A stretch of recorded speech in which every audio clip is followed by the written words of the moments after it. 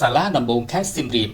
នៃការបង្គាប់ឲ្យឃុំខ្លួនបណ្ដោះអាសន្នឈ្មោះសម្បត្តិកុសលបទប៉ុនប៉ងសុប៉ាន់និងពីបទប្តឹងបរិហាដោយភូតកុហកនិងពីបទសុប៉ាន់ខេត្តសៀមរាបលោកភពផាណារិនចៅក្រមស៊ើបសួរនៃសាលាដំបងខេត្តសៀមរាបបានចេញដីកាសម្រេចឲ្យឃុំខ្លួនបណ្ដោះអាសន្នឈ្មោះសម្បត្តិកុសលភេទប្រុសអាយុ41ឆ្នាំកើតនៅថ្ងៃទី7ខែមករាឆ្នាំ1984ជនជាតិខ្មែរសញ្ជាតិខ្មែរទីកន្លែងកំណើតសង្កាត់វិលវងក្រុងកំពង់ចាមខេត្តកំពង់ចាមទីលំនៅបច្ចុប្បន្នភូមិមិត្តភាពសង្កាត់ប៉ោយប៉ែតក្រុងប៉ោយប៉ែតខេត្តបន្ទាយមានជ័យកម្រិតវប្បធម៌បរិញ្ញាបត្រផ្នែកគ្រប់គ្រងមុខរបរមន្ត្រីនគរបាលនៃនាយកដ្ឋានវិទ្យុតាកតងនៃអគ្គស្នងការនគរបាលជាតិក្នុងដីកាបានបញ្ជាក់ថាពីបទប៉ុនប៉ងសុប៉ាន់ប្រព្រឹត្តនៅខេត្តបន្ទាយមានជ័យកាលពីអំឡុងឆ្នាំ2023បទល្មើសព្រហ្មទណ្ឌដែលចែងឲ្យផ្ដន្ទាទោសតាមបញ្ញត្តិមាត្រា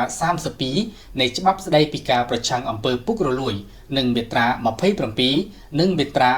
605នៃក្រមព្រហ្មទណ្ឌពីបទប្តឹងបរិហាដោយភូតកុហកប្រព្រឹត្តនៅខេត្តសៀមរាបកាលពីថ្ងៃទី23ខែធ្នូឆ្នាំ2024បទល្មើសព្រហ្មទណ្ឌដែលចែងឲ្យផ្ដន្ទាទោសតាមមាត្រា41នៃច្បាប់ស្តីពីការប្រឆាំងអំពើពុករលួយនិងពីបទសុប៉ាន់ប្រព្រឹត្តនៅហាងកាហ្វេ Brown Riverside រាជធានីភ្នំពេញកាលពីថ្ងៃទី23ខែមេសាឆ្នាំ2025បទល្មើសព្រហ្មទណ្ឌដែលចែងឲ្យផ្ដន្ទាទោសតាមបញ្ញត្តិមាត្រា